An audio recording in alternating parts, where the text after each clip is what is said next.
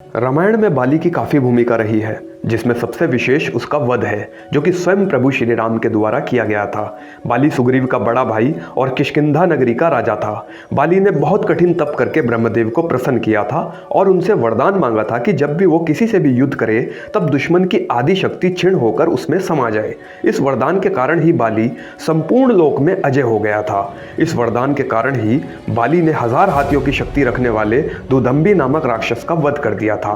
बाली रामायण का एक ऐसा पात्र था जिसने भगवान श्री राम से पहले ही रावण को बुरी तरह हरा दिया था।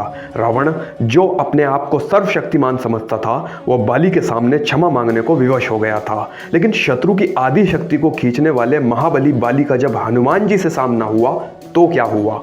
बाली और हनुमान जी में से कौन अधिक शक्तिशाली था? यही जानेंगे आज की इस वीडियो में। लेकिन सबसे पहले मित्रों, बजरंगबली के लिए कुछ कमेंट अवश्य करें।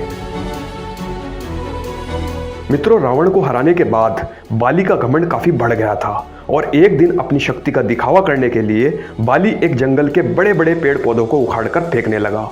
अपने घमंड में चूर बाली पूरे जंगल को उखाड़ना चाहता था, लेकिन उसी जंगल में ही राम भक्त हनुमान जी ध्यान में लीन श्री राम का जप कर रहे थे और इतने शोर के कारण हनुमान जी का ध्यान भंग हो गया और बाली के पास आकर उन्होंने बाली से कहा, हे वानर राज, आप अति बलशाली हैं और आपको कोई नहीं हरा सकता, लेकिन आप क्यों इस तरह इस शांत जंगल को तहस नहस कर रहे हैं? जिस पर बाली काफ़ी ज़्यादा गुस्से में आ गया और उसने हनुमान जी और भगवान श्री राम को चुनौती दे दी।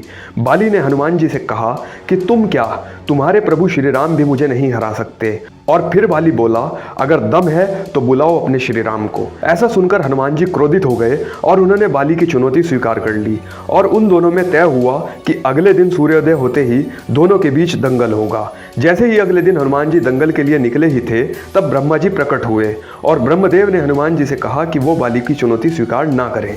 तब हनुमान जी ने बोला, हे ब्रह्मदेव, बाली जब तक मुझे चुनौती दे रहा था तब तक ठीक था, लेकिन भगवान राम को चुनौती देकर उसने श्री राम का अपमान किया है, इसलिए मैं उस बाली को सबक सिखाकर ही रहूंगा। और हनुमान जी बोले, अगर अब मैं पीछे हट गया तो सारा संसार मुझे कायर समझेगा।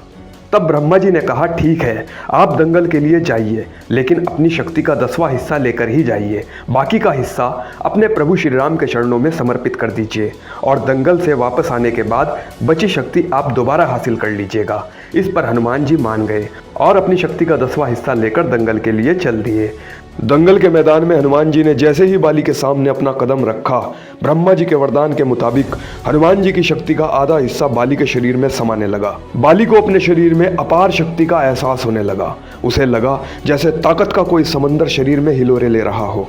लेकिन चंद पलों के बाद बाली को लगने लगा मानो उसके शरीर की नसें फटने वाली हैं और रक्त बाहर निकलने ही वाला है।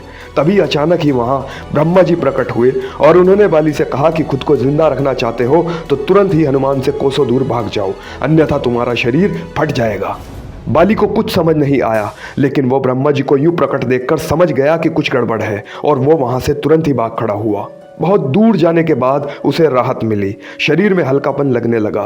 तब उसने देखा कि ब्रह्मा जी उसके समक्ष खड़े हैं। तब ब्रह्मा जी ने कहा कि तुम खुद को दुनिया में सबसे शक्तिशाली समझते हो, लेकिन तुम्हारा शरीर हनुमान की शक्ति का छोटा सा हिस्सा भी नहीं संभाल पा रहा है। तुम्हें मैं बताना चाहता हूँ कि हनुमान अपनी शक्ति का 10वां भाग लेकर ही तुमसे लड़ने आए थे। सोचो, यदि संपूर्ण भाग लेकर आते तो क्या होता। बाद में बाली को एहसास हुआ कि हनुमान जी उससे कई गुना शक्तिशाली हैं। उसने हनुमान जी से माफ़ी मांगी और बोला कि आपके पास इतनी शक्तियाँ होने के बाद भी आप शांत रहते हैं और राम भजन गाते रहते हैं। मैं आपके सामने कुछ नहीं, मुझे क्षमा कीजिए। और हनुमान जी ने बाली को माफ़ कर दिया। मित्रों, इससे हमें यह सीख मिलती है कि हम चाहे जितने भी ताकतवर और अमीर क्यों ना हो जाएं, हमें कभी घमंड नहीं करना चाहिए। मित्रों, वीडियो अच्छी लगी तो लाइक और चैनल को सब्सक्राइब करना ना भूलें। जय बजरंगबली।